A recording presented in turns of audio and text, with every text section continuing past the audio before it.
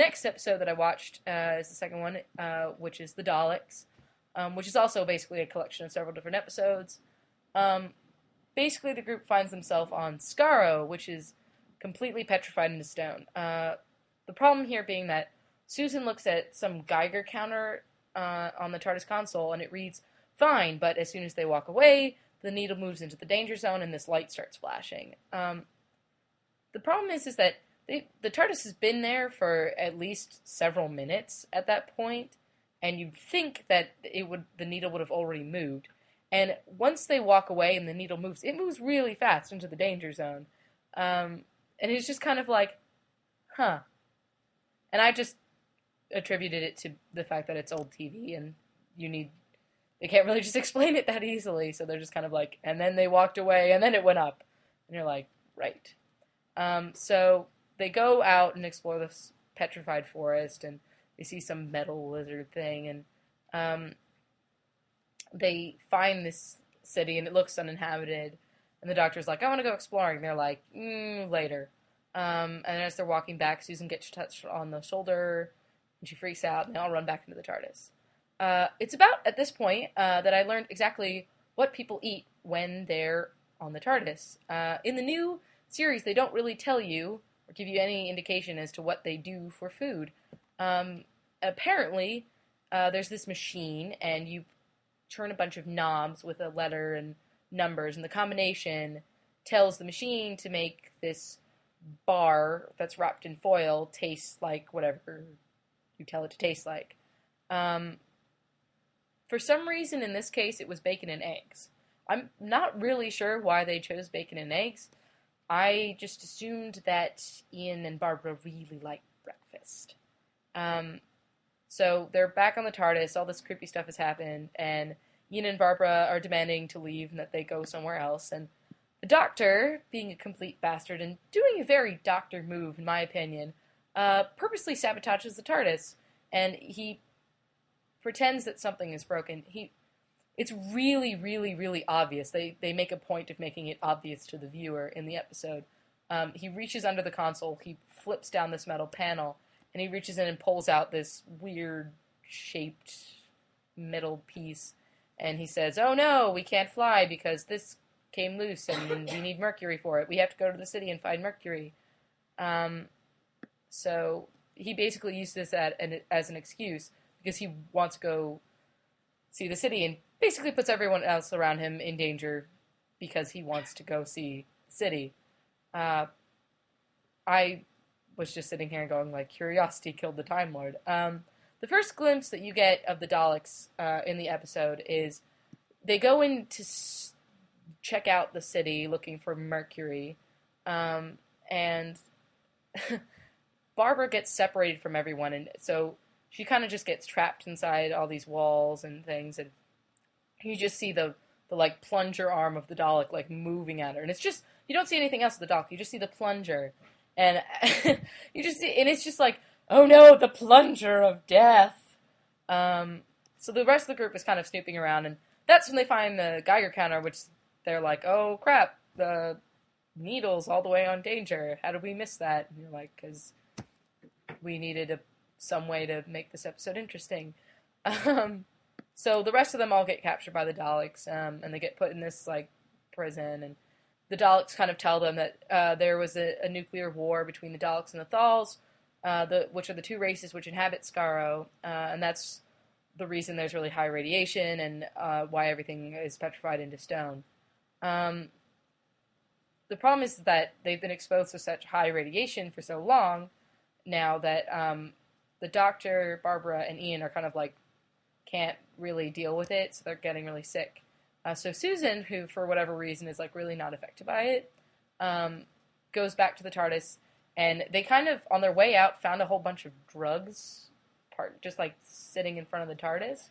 So they kind of just took it, and for whatever reason they decided that was the cure for the radiation sickness. So Susan goes back to the TARDIS and she grabs it. There's just an offhand thing that I noticed when she goes back to go back for the drugs and return them. When the doors open from the TARDIS console, there's always some sort of weird, funky thing on the inside of the TARDIS. It always has been that way. But in this case, it kind of looks like enlarged pie tins that are attached in regular intervals to the door, and I just thought it was absurd that they looked like pie tins. So Susan, on her way back, runs into, it's like Aladon, who's the Thal, and he gives her some extra drugs, and he tells her to hide some of them so that if the Daleks take any, she can still treat her friends. And so she goes back. The Daleks take some because they want to replicate it, but they let her keep some, so she treats everyone else, and they all then are magically cured from radiation sickness. They never have to take the medicine again. Just that once, and now they're cured. No radiation sickness. While they're waiting for the Daleks to kind of figure out what they're doing, they realize that the Daleks are moving using static electricity in the floor. So there's this. They kind of are start making plans to escape. The Daleks, in the meantime, are planning on how to capture the Thals because they just don't like the Thals. Susan, when she ran into the Aladon guy, she gets this plastic blanket. So when the Dalek comes back to give them food or water or something, they blind the Dalek by using some mud that they made from the water and some dirt in Susan's shoe, and they stick it in the eye stalk so it can't see. And then the Dalek's freaking out, and it backs onto the plastic sheet, and it can't move anymore. The Doctor and Ian kind of pull the thing out, and then Ian gets inside the casing, and he pretends to be a Dalek, and that's the ruse to get out of the prison. So they manage to escape using, they take an elevator out, and they run back into the forest where they hang out with the Thals. And the rest of the episode essentially deals with them trying to get the piece of the TARDIS back that the Doctor took out and used as an excuse to go check out the city in the first place, because the Daleks confiscated it. And he really actually can't fly without it. It's actually an important piece. So, Ian eventually has to convince the Thals to go fight the Daleks so the Doctor can go get the piece of the TARDIS back. It takes the Thals a really ridiculously, stupidly long time to infiltrate the city. It's essentially like 2 episodes of people just going through a swamp and climbing through caves. It was during one of these scenes, though. It's really funny. I'm not really sure why they didn't edit it out, but I'm glad that they didn't, because it's really funny to watch. One of all the people who are Thals have on these ridiculous costumes, which kind of look like these big foam V's.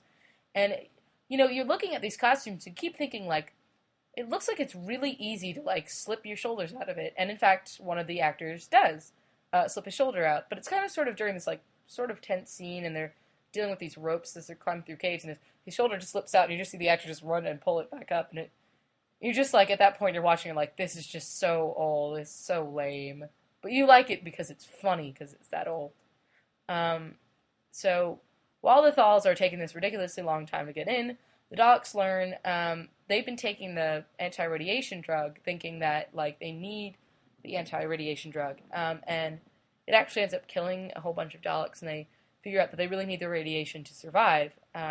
So, instead of being gee, we should just, leave things as they are, we need to make the radiation levels on Skaro higher, and everything else doesn't matter, only Daleks, we should just kill everything else on Skaro that isn't a Dalek, because we need to increase the radiation levels. So, I don't think I've ever been happier in my entire life to hear that robotic voice going, "Exterminate! Exterminate!" It's probably the only time I've ever been happy to hear that voice, just because it's the first time you really hear the Daleks, start chanting that.